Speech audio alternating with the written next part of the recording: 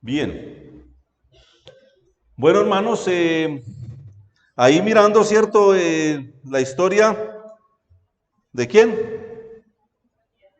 De Daniel, ¿cierto? Y veíamos los primeros dos capítulos. Ahí tuvimos como 4 secciones hasta ahí. Bueno, la historia muy conocida de los deportados de Judá, estos jóvenes tan valiosos, encabezados por Daniel, otro jovencito, lleno de convicciones, lleno de amor por el Señor, hizo a un lado las comodidades y quiso agradar a Dios. Dice que propuso en su corazón no contaminarse, ¿no? Muy interesante que luego tuvo la oportunidad de revelarle este sueño a Nabucodonosor, ¿recuerdan? Que él y sus 3 amigos estuvieron orando por el asunto y finalmente Dios le reveló a Daniel, no le reveló a los 4, interesante. Los 4 oraron, pero Dios le reveló a uno. Y podemos pensar en los dones espirituales que el Señor da a algunos, pero que son para beneficio de toda la iglesia. ¿Estamos? Y luego vimos cómo Daniel no se jacta por sus títulos porque había sido hallado 10 veces mejor que los otros estudiantes, sino que él dice, no, realmente el asunto es imposible para cualquier mago, astrólogo, adivino, pero hay un Dios en los cielos, ¿cierto? Esa frase la resaltamos y no nos la podemos dejar de memorizar ni de acordar, pero hay un Dios en los cielos y ese es el que va a interpretar el sueño. Dios finalmente es el que hace las cosas, pero en nosotros está el glorificarle a Él cuando tengamos la mínima oportunidad de hacerlo, ¿verdad? Bueno, interpreta el sueño, ahí quedamos, ¿cierto? ¿Cuál fue la actitud de Nabucodonosor? ¿Qué hizo? Rápido. Reconocer, ¿cierto? Capítulo 2 de Daniel, versículo 47. El rey habló a Daniel y dijo, ciertamente, el Dios vuestro es Dios de dioses y Señor de los reyes y el que revela los misterios, pues pudiste revelar este misterio. Cuando uno oye una declaración de esas, hermano Faber o alguien que me ayude con unas sillitas atrás, porfa, una hilerita ahí. Cuando uno oye una declaración de esas, ¿uno qué piensa? Uno dice, uff, ¿cuántas veces hemos escuchado a familiares nuestros, amigos, ¿cierto? Que hacen un estudio con un devocional y dicen palabras así, tan especiales hacia Dios, ¿cierto? Y nosotros nos emocionamos. ¿Les ha pasado, no, hermanos? Pero después, hermanos, su vida es totalmente diferente a lo que acaban de pronunciar sus labios. Porque son cosas de dientes para afuera, cosas que no tienen realmente en el corazón la profundidad necesaria para que una persona pueda decir, yo soy un hijo de Dios. Y esto pasó con Nabucodonosor. Qué palabras tan bonitas, ¿no? El versículo que acabamos de leer, ¿o no? Y realmente es cierto. En el mundo hay personas que tienen claro quién es Dios. Hoy hablábamos con una persona, con el hermano Alan en Armenia, y decía así, hace 20 años yo estuve yendo a una iglesia cristiana, y decía por qué, en una situación que tuvo. O sea, las personas sí saben a dónde ir y sí saben cuál es la solución. Pero cuando Dios les hace el favor, ¿qué pasa? O cuando se les olvida la calamidad, cuando se les olvida el temor o el riesgo que están pasando, otra vez vuelven a ser los mismos que eran. Por eso es tan importante saber quién es un hijo de Dios y no porque venga a una iglesia cristiana, no porque se haya hecho bautizar, sino porque realmente su vida, sus obras, aunque Dios es el único que finalmente puede evaluar eso. Entonces ahí vamos, ese es el resumen. Que no puede faltar, ¿no? Porque para coger el hilo del asunto. Entonces, una declaración. Pero ¿qué sería lo que le agradó a Nabucodonosor de ese sueño? ¿Qué soñó? ¿Quién recuerda? ¿Qué soñó? Una estatua, una imagen que representaba una cabeza de oro, ¿cierto? Una parte del pecho en plata luego el bronce, luego el hierro y el barro cocido.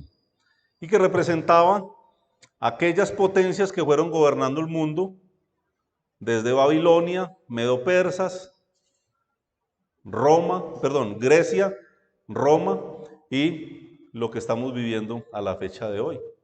Y Nabucodonosor, sí, dijo palabras muy bonitas de Dios, pero ahí se quedó con esa imagen. ¿Qué llevaría Nabucodonosor de ahí en adelante a hacer? Uno diría, no, pues la obediencia, ¿cierto? Si entendió quién era ese Dios. Pero vamos a leer el capítulo 3, versículo 1. Dice que el rey Nabucodonosor hizo una estatua. ¿De qué? De oro, cuya altura era de 60 codos y su anchura de 6 codos. La levantó en el campo de Dura, en la provincia de Babilonia. Él había soñado con una estatua, con una imagen, y su cabeza era de oro. Y Daniel le dijo, esa cabeza eres tú, oh rey. Y él ahí se postró y dijo las palabras, ¿cierto? Pero ahora le quedó sonando la imagen. Y la cabeza que era de oro, que era él, terminó haciendo la imagen toda de oro. En pocas palabras, hermano, lo que yo veo aquí es, no, pues ese reino no será jamás destruido, porque yo puedo ser de la cabeza a los pies, esa potencia, ese reino. Y ahí levantó una estatua, ¿sí? Las medidas ahí, hermanos, son 60 metros, perdón, 60 codos, igual a 27 metros. ¿Dónde está el ingeniero, los ingenieros? ¿Cuántos metros hay de la puerta acá, más o menos? ¿Quién me dice? Así, abajo de buen cubero, ¿cuántos?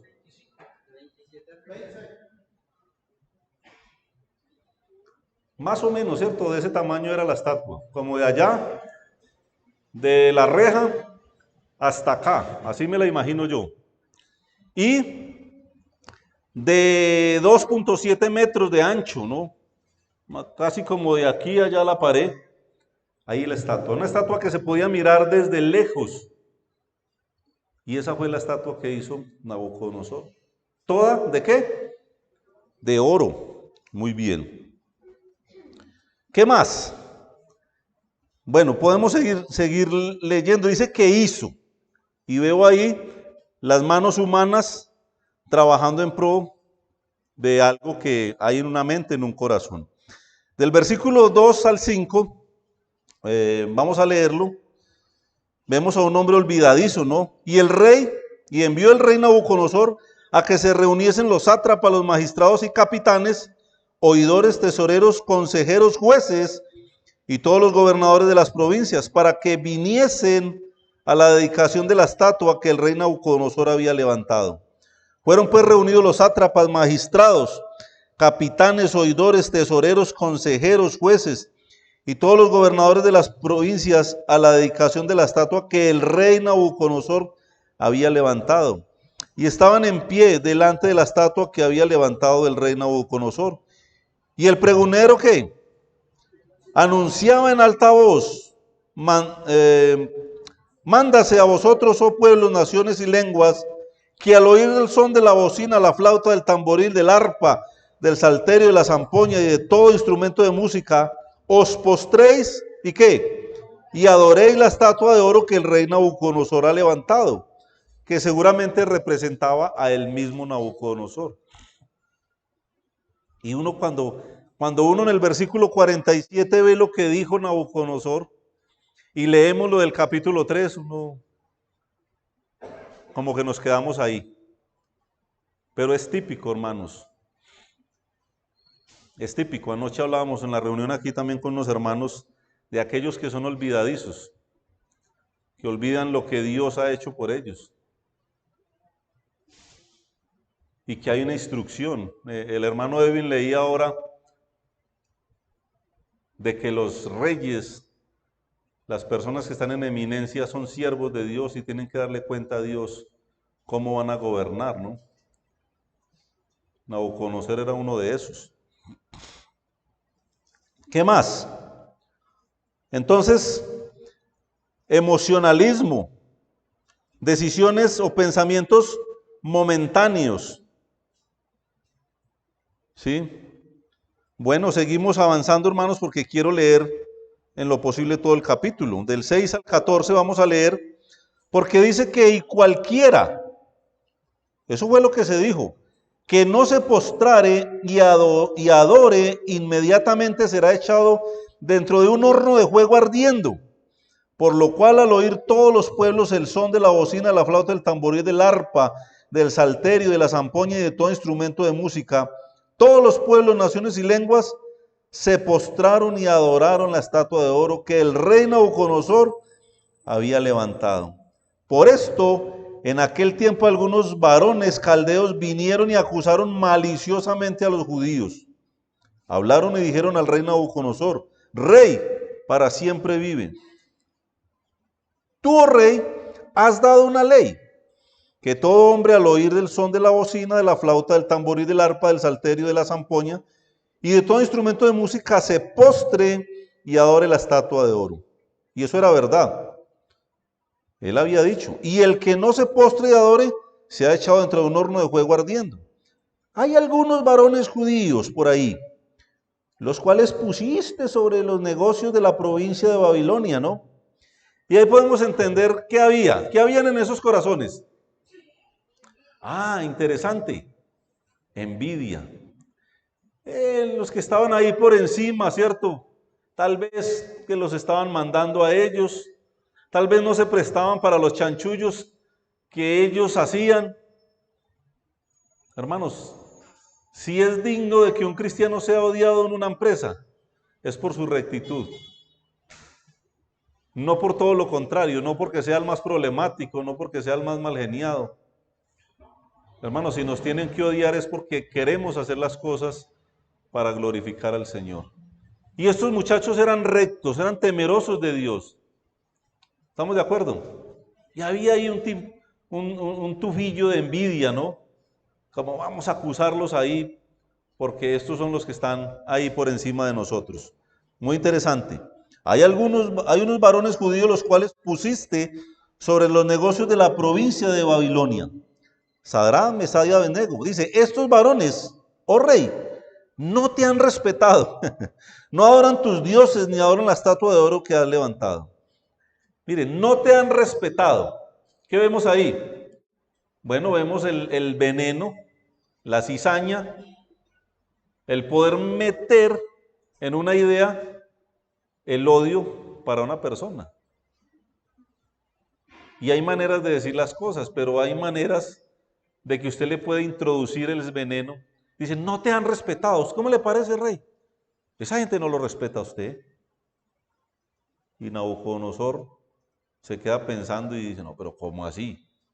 Y yo soy el rey, yo soy el Dios de la tierra en este momento. Bueno, entonces Nabucodonosor, versículo 13, dijo con ira y con enojo, que trajesen a Sadrach, Mesach y Abednego. Al instante fueron traídos estos varones delante del rey. Habló Nabucodonosor y les dijo, ¿es verdad, Sadrach, Mesach y Abednego, que vosotros no honráis a mi Dios, ni adoráis la estatua de oro que he levantado? Ahí está, una situación realmente difícil para ellos. Y solamente yo cuando leo esta historia, yo me imagino que yo fuera uno de esos tres jóvenes. Había una ley, había una orden. El rey era un hombre bárbaro, idólatra, pagano, cruel, y tiene el dominio terrenal, y está iracundo. Y yo estoy ahí con Sadrach de al lado, y esperemos que conteste él, ¿cierto? Hermano, imagínese que usted es uno de esos tres jóvenes. ¿Qué haría? Imagínese que usted es uno de los que está escuchando de algo malo que se va a hacer en su colegio, en su empresa, en la universidad, en su barrio, en su familia. Y usted es partícipe. o como mínimo usted tiene la opción de hacer lo correcto. Saben que a veces hacer lo correcto parece ser lo más difícil para el creyente. ¿Cómo no reírse del chiste malicioso del jefe o del cliente rico, cierto? Y ahí estaban estos muchachos. Un rey iracundo, dispuesto a lo peor. Solamente pensemos un momento, ¿cuál sería mi respuesta? Bueno, afortunadamente no era James el que estaba ahí. Y como que el versículo 15 muestra que les da otra oportunidad, ¿no? Ahora pues, ¿estáis dispuestos para que al oír el son de la bocina, de la flauta, del tamboril, del arpa, del salterio, de la zampoña y de todo instrumento de música, os postréis y adoréis la estatua que he hecho? Porque si no la adoráis, en la misma hora seréis echados en medio de un horno de fuego ardiendo. ¿Y qué Dios será aquel que os libre de mis manos? ¿Cuál Dios? Venga, este sí es el mismo Nabucodonosor, Faber, o es otro. Sí es el mismo. Es el mismo, hermanos. Es el mismo, del versículo 47 anterior. Y que está diciendo, ¿qué Dios será aquel que os libre de mis manos? Una actitud desafiante, hermanos, contra Dios. Y eso me pone los pelos de punta, hermanos, porque una actitud desafiante no es solamente decir eso. Con el hermano Jorge hemos hablado de un personaje que cuando los ancianos lo han visitado para exhortarle, para evidenciar su vida que lleva de pecado, dice, no, yo sé lo que estoy haciendo y yo sé lo que estoy haciendo. Una actitud desafiante. O sea, ese Dios no es el Dios que pueda hacer algo, que pueda reprender. No importa, yo sé lo que estoy haciendo. Hermano, ¿usted sabe que está haciendo mal? Sí, yo sé. Y entonces, hermano, yo tendré que darle cuentas a Dios. Así.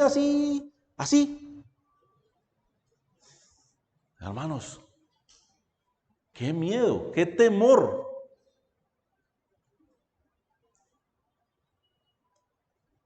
¿Qué Dios es el Dios que pueda librarte o librarlos de mi mano? Una actitud desafiante, ¿no?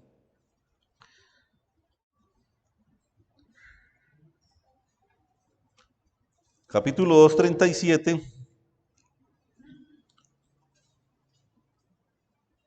Daniel le había dicho, tú, oh rey, eres rey de reyes. ¿Sabe por qué? ¿Por qué? Porque el Dios del cielo te ha dado reino, poder, fuerza y majestad. Mire, esas cosas usted las tiene, rey, porque el Dios del cielo quiso dártelas.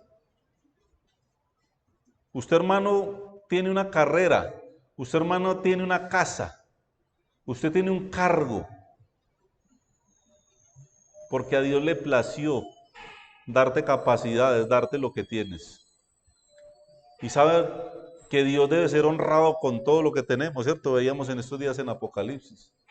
De Él son el poder, la gloria, el honor, nuestro tiempo, nuestras posesiones son para glorificarle a Él. Y a Él le ha placido darnos cosas, pero todo es para honra y gloria suya. Y Daniel le había dicho eso a este rey. Ese Dios le plació darte esas cosas, rey. Y ahora le está diciendo, ¿y cuál es el Dios que pueda librarlos de mi mano? En una actitud totalmente desafiante, ¿no? Bueno, 3:16. ¿Estamos juntos? Dice, Sadrach, Mesach y Abednego respondieron al rey Nabucodonosor diciendo, no es necesario que te respondamos sobre este asunto. ¿No es qué? ¿Se acuerda que el domingo vimos esa palabra? Cuando Jesús iba a Jerusalén Y les dijo a los discípulos, ¿es qué? Necesario. No había otra manera de la salvación nuestra. Pero aquí estos están diciendo que no es necesario. Hay cosas que no son necesarias. Me toca muy difícil, es necesario que yo les demuestre a ustedes que estoy gordo, ¿no? Ahí sí contestan todos. Pero les pregunta a uno que cómo se llamaban los tres amigos de Daniel y nadie contesta. Ah, pero ahí sí todos contestaron. Pero realmente no es necesario, ¿no? Y sabe, hermanos, que la idea es que yo tengo acá, esos muchachos no tenían que responder. Porque a veces las palabras sobran, ¿verdad? El testimonio, la vida de ellos era más que suficiente.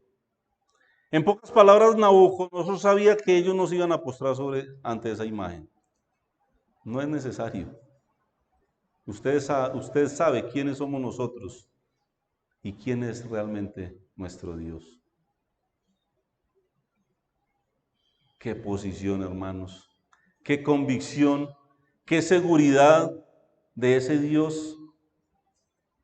Estamos dispuestos a defenderlo en una charla donde el nombre de Cristo es blasfemado por algún charlatán, por amigo, por familiar que sea. Participamos, hermanos, de alguna conversación que de alguna manera esté ridiculizando a Cristo. Pero ellos dijeron, no, rey, no es necesario ni que le contestemos. Versículo 17. He aquí, si quiero oír una respuesta, entonces, he aquí, nuestro Dios. ¿A quién qué? Hermanos, tengo subrayada esa palabra. Servimos. Recuerden el cargo de ellos. Estaban por encima de muchos magistrados, sátrapas y gobernantes. Y uno dice, ellos le servían a Nabucodonosor. No, hermano. No, hermana. Nosotros no estamos en una empresa para servirle a un jefe porque nos paga. No. Si lo estamos haciendo así, estamos equivocados. Mi esposa no hace de comer para agradarme a mí. Eso no quiere decir que no me agrade lo que ella hace. ¿Sí me entienden, hermanos? La idea es, ¿para quién estamos haciendo las cosas? Y saben una cosa, estos jóvenes estaban ahí, pero tenían claro que ellos servían a Dios. No servían a un hombre, no servían a un rey por poderoso que pareciera que era. Pero me encanta, hermanos, esa expresión del versículo 17. Nuestro Dios a quien servimos. La pregunta, hermanos, ¿usted puede decir así? ¿El Dios al que yo sirvo? ¿Usted estaría en condiciones de contestarle a un hermano o a una persona hablando de Dios? Dice, ese es el Dios a quien yo le sirvo. ¿Podrías decir eso? ¿Seguro? ¿Cómo le sirves? Es la pregunta, ¿cierto? ¿Dónde están realmente los frutos? ¿Dónde está realmente la evidencia de que servimos a Dios? Es que la palabra servicio es algo muy grande. Y si es así, amén por eso, ojalá. Pero hermanos, he aquí, nuestro Dios a quien servimos, dice, puede librarnos del horno de fuego, ardiendo. Y de tu mano, oh rey, nos librará también. Oh. Ahorita un hermano hablaba del rostro. Yo me imagino el rostro de Nabucodonosor. Imagínense ese rostro. ¿Cómo se puso la cara de Nabucodonosor?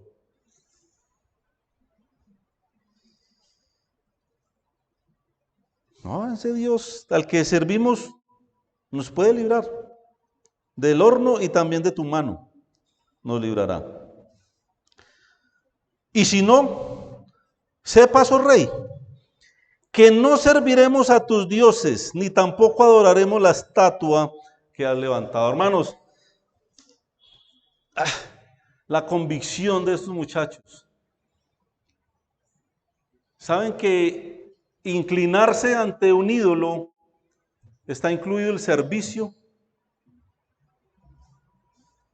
Cuando esto ocupa todo mi tiempo, cuando no tengo un devocional, un tiempo de oración con Dios, todo lo que reemplaza el tiempo del Señor es un ídolo. Y si usted no le sirve a Dios, le sirve a los demonios. Pues por poner esto como un ejemplo, pero puede ser cualquier otra cosa. Puede ser su trabajo, puede ser el computador, puede ser la televisión, puede ser el gimnasio. Todo lo que ocupa el lugar de Dios en nuestras vidas es un ídolo. Hermanos, la Biblia dice que no podemos servir a la mesa del Señor y a la mesa de los demonios. O somos o no somos, o fríos o calientes, pero jamás tibios. Te vomitaré de mi boca, dice el Señor. ¿Ustedes creen, hermanos, que si hubiera tibieza en estos muchachos, el Señor no hubiera actuado como actuó con ellos? Pero, hermanos, qué convicción, ¿sí o no? Sepas, oh rey, que no serviremos a tus dioses, ni tampoco adoraremos la estatua que has levantado. Y yo ahí me sigo imaginando el rostro de Nabucodonosor. Hermanos, capítulo 1, y quiero pensar en algo, versículo 8. Hay unos jovencitos, unos muchachos que según los eruditos podrían tener unos 17 años más o menos de edad. Y ahí estaban esos 4 muchachos, ¿no? Daniel, Sadrach, Mesach, Abednego, estaban ahí. Y cuando Daniel dice el versículo 8, y Daniel propuso en su corazón. ¿Las decisiones son dónde? ¿Acá? No, ¿dónde?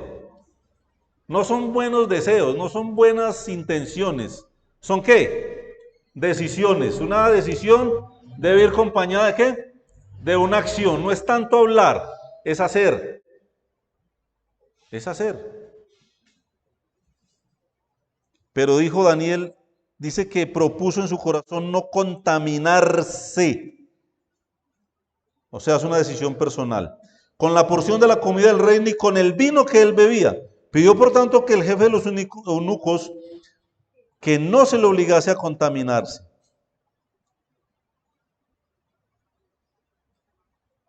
Interesante.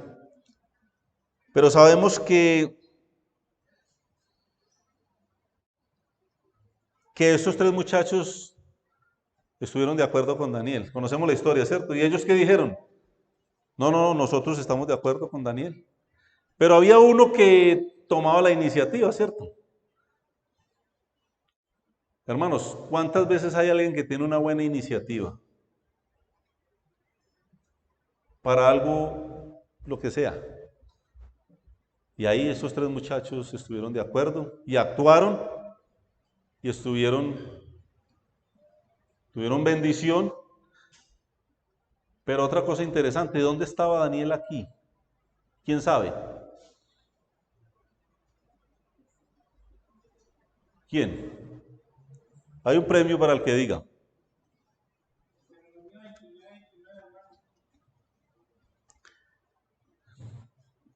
Nada más que el día sin iba y Daniel estaba por allá. No dice. Seguramente, bueno, Daniel sí que estaba por encima de los gobiernos, ¿cierto? Y de algunas ciudades. Yo creería que Daniel estaba en otra ciudad, en otra provincia, porque él estaba por encima de los sátrapas, ¿no? ¿Recuerdan eso? O sea, Daniel tenía un cargo más alto. Pero aquí quiero llegar con eso.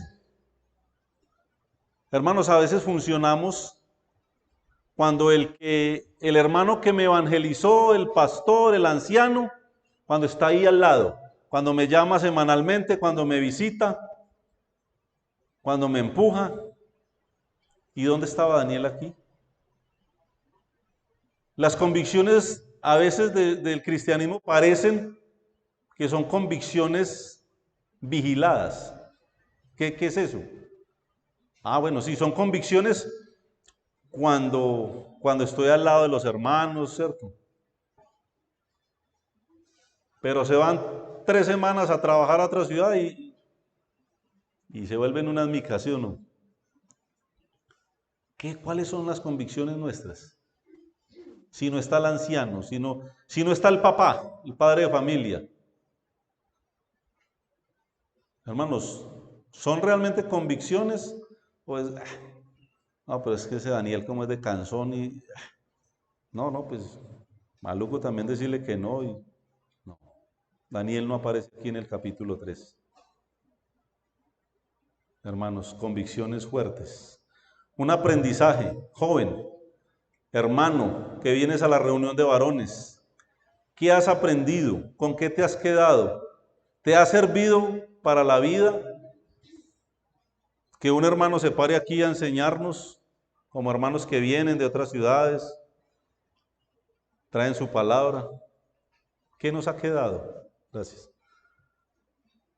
Convicciones, hermanos, no momentáneas, no hay motivado por un hombre. Ahí Daniel no aparece, pero ellos estaban actuando con muchas convicciones, ¿no? Muy bien. ¿Qué más?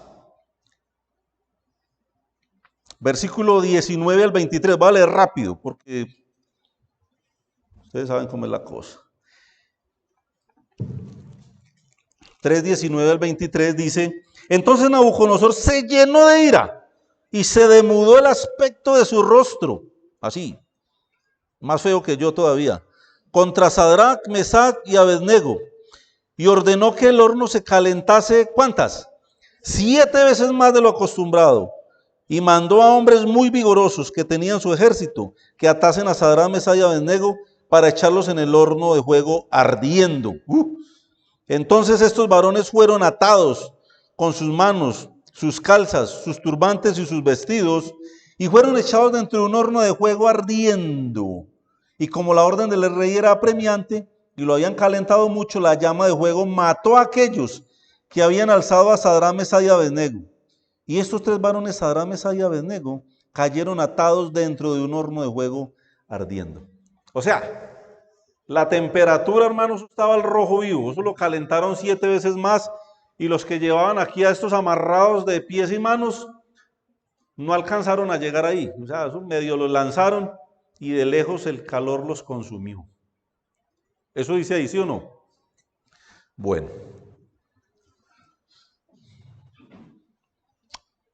Versículo 24. Entonces el rey Nabucodonosor se espantó y se levantó apresuradamente y dijo a los de su consejo: ¿no echaron a 3 varones atados dentro del fuego?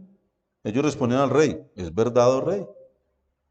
Y él dijo: he aquí, yo veo 4 varones sueltos que se pasean en medio del fuego sin sufrir ningún daño. Y el aspecto del cuarto es semejante al Hijo de los dioses.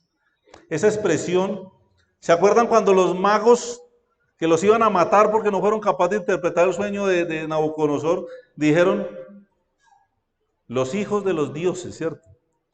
En ignorancia, porque eran politeístas, porque creían en muchos dioses, pero en el fondo ellos se referían al Dios de Daniel.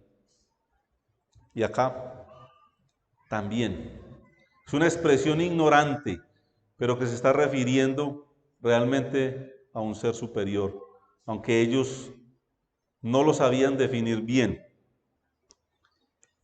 Hermanos, un cuarto hombre que caminaba en el horno ardiendo. Seguramente ni ellos lo vieron. ¿Cuántas veces, hermano, hemos estado en una situación difícil, a punto de morir en un accidente y ni siquiera nos enteramos? Llegamos a la casa y no supimos que íbamos a morir ese día. Yo a veces considero eso, de cuántas cosas el Señor nos ha librado. Y por favor, para proyectar, Salmo 34:7, rápidamente, dice, el ángel de Jehová acampa alrededor de cualquiera, dice ahí, ¿cierto? ¿Sí? ¿Sí o no? No. El ángel de Jehová, vamos a leerlo bien, acampa alrededor de los que le temen, hermano. ¿Y qué hace? Y los defiende, hermanos. Pero le creemos a Dios, creemos lo que dice su palabra, creemos que el Señor es capaz de solucionar aquel problema sin necesidad de sobornar el guarda, el abogado, sin necesidad de decir mentiras. ¿Creemos eso, hermanos? ¿O le ayudamos a Dios, más bien? El ángel de Jehová dice que acampa alrededor de los que le temen y los defiende. Y el Salmo 91 que el hermano Alan nos enseñó recién, versículo 1 dice que el que habita, aquí dice los que le temen, el que habita. Interesante la idea, ¿sí entienden? Hermanos, esas promesas no son para cualquiera. Porque somos expertos en reclamar las promesas de Dios, ¿cierto? Pero yo temo a Dios, temo a Jehová para decir, es que el ángel de Jehová debe acampar alrededor mío. El Señor me va a librar de todas esas cosas que dice el Salmo 91, pero yo no habito en su presencia, en su intimidad, como nos enseñaba el hermano Alan, en su secreto. Pero yo quiero reclamar las bendiciones, ¿cierto? ¿O no?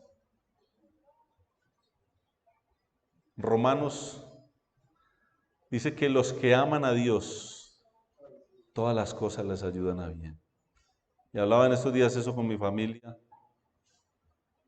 ¿Podemos reclamar eso? ¿Todo nos ayuda bien? ¿Amamos a Dios? ¿Le servimos a Él? Son preguntas, ¿no? 3:26, rápido. Entonces Nabucodonosor se acercó a la puerta del horno de fuego ardiendo y dijo, Sadrach, Mesach y Abednego, siervos del Dios Altísimo, ¿cierto? Salid y venid. Entonces Sadrach, Mesach y Abednego salieron del medio del fuego. Y se juntaron los sátrapas, los gobernadores, los capitanes, los consejeros del rey para mirar estos varones cómo el fuego no había tenido poder alguno sobre sus cuerpos, ni aun el cabello de sus cabezas se había quemado. Sus ropas estaban intactas y ni siquiera olor de fuego tenían. No, hermanos, esto es demasiado profundo, hermanos. Demasiado maravilloso para una mente como la mía. La respuesta de Dios, hermano, da tristeza a las convicciones que tenemos a veces. ¿Cómo no le creemos a Dios? ¿Cómo oramos y no tenemos fe? ¿Cómo el Señor nos dice que actuemos y estamos esperando un ángel del cielo que venga y nos diga qué hacer? Falta de convicciones, hermanos. Y saben una cosa, la iglesia actual es movida sin convicciones. La palabra es enseñada constantemente, fielmente, pero nuestras actitudes, nuestras decisiones, nuestra práctica, nuestra vida refleja algo diferente. Pero creemos que ese Dios era el de Sadrach, Mesach y Abednego. No, eso fue a Daniel allá. Hermanos, el Dios en el que hemos creído es el mismo ayer, hoy y siempre. Y nos lo sabemos de memoria, ¿cierto? ¿Lo creemos, hermanos? ¿Creemos que Dios me puede librar a mí, que me puede sanar de esa enfermedad que me está atribulando? Ese problema, no, es que No, eso sí es imposible para Dios realmente, eso sí es difícil. El Señor dijo un día a sus discípulos, si tuvierais fe como un granito de mostaza, una semillita, eso es como una pelucita, como un granito de mostaza, dice Dios en su palabra. Podríamos decirle al alto de allá, ¿cómo se llama? El alto del nudo, ¿cierto? Pásese de allá para allá, para Cerritos. Y dice la Biblia que sería así, ¿cierto? Pero sabe una cosa, Dios sabe que nuestra fe no es así. Pero se la pedimos. Los discípulos un día le dijeron al Señor, Señor, aumentanos la fe. Nosotros no le pedimos, no la tenemos, pero no la pedimos. Si fuera así como un granito de mostaza, cuántas cosas el Señor haría en nuestras vidas. Pero no le creemos a Dios. Los apóstoles mismos oraban porque Pedro fuera libertado de la cárcel porque iba a ser ejecutado. Y el Señor respondió y salió Pedro y tocó la puerta y salió Rode. Y ella salió corriendo, ¿está Pedro ahí? ¡Ah! ¡Está loca! Y estaban orando por la libertad de Pedro. Eso somos, hermanos. Eso somos. No le creemos a Dios. Decimos, el Señor viene pronto. ¿Y cómo vivimos? No evangelizamos. No estamos viviendo una vida en santidad. No estamos esperando a Cristo. Como Nabucodonosor, lo decimos de dientes para afuera. Es que la venida del Señor está más cerca que nunca, le decimos a la familia, ¿cierto? ¿Y mi vida qué dice de eso? ¿Estoy esperando a ese Señor? ¿O no le creemos? Ahí. Nos volvemos como loros, ¿cierto? Que repiten cosas que no estamos viviendo. ¿Dónde vamos? Bueno.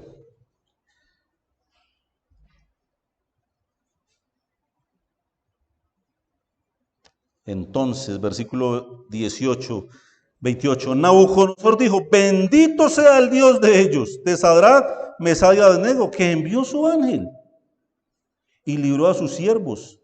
¿Qué hicieron ellos? La confianza, hermanos. Que confiaron en él. Y que no cumplieron el edicto del rey. Y entregaron sus cuerpos antes que servir y adorar a otro Dios que su Dios. Maravilloso, ¿cierto? Maravilloso. Y aquí vemos otra vez como en el 2:47 el rey, hablando bonito, ¿cierto? Del Dios, del verdadero Dios. ¿Sería honesto esta segunda declaración? ¿Esta sí sería real? Bueno, en el próximo capítulo nos damos cuenta literalmente. Pero hay que mirarlo. Pero dice el versículo 29, por lo tanto decreto que todo pueblo, nación o lengua que dijere blasfemia contra el Dios de Sadrach, Mesach y Abednego sea descuartizado y su casa convertida en muladar, por cuanto no hay Dios que pueda librar como este. Yo no sé si era sincero lo que Nabucodonosor decía, pero hermanos, no hay Dios como este.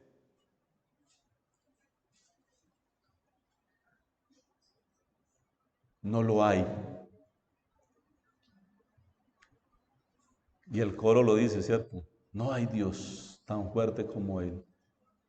No lo hay, no lo hay. Yo no sé si era sincero lo que Nabucodonosor dijo, pero no lo hay. No hay un Dios como nuestro Dios. No lo hay. Y bueno, Dios se revela contundentemente al incrédulo, ¿no?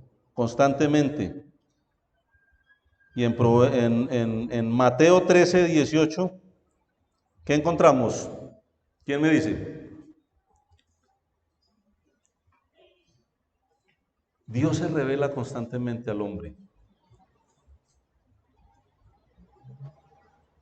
y hace proezas, maravillas. La parábola del sembrador, ¿no? Y acuerde que hay uno de esos que recibe como en el corazón, ¿cierto? Les recomiendo que lo lean en su casa porque no hay tiempo acá. Pero ¿a cuál de esos nos parecemos? La reciben con gozo momentáneamente y el gozo les dura hasta que llegamos a la estación de Megabús. Hasta que llegamos a la casa y la hermana encuentra al marido ahí en calzoncillos, viendo televisor y con la ropa tirada en el suelo. Hasta ahí. Pero Dios se revela.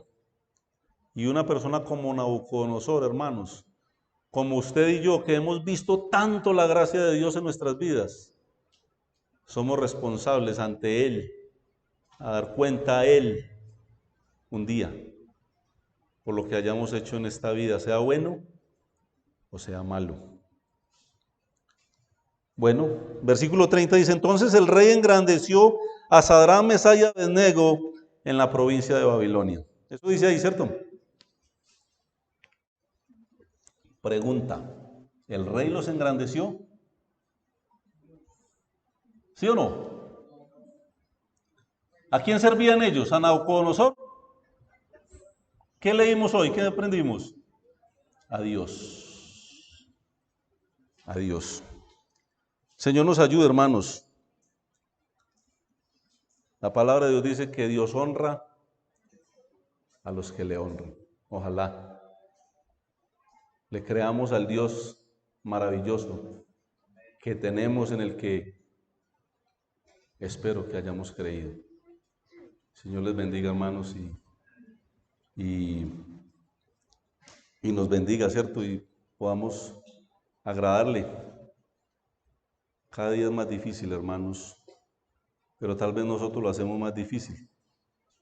Porque una condición como la que estos hombres vivieron, yo nunca la he experimentado. Solo que somos más flojos que ellos, ¿no?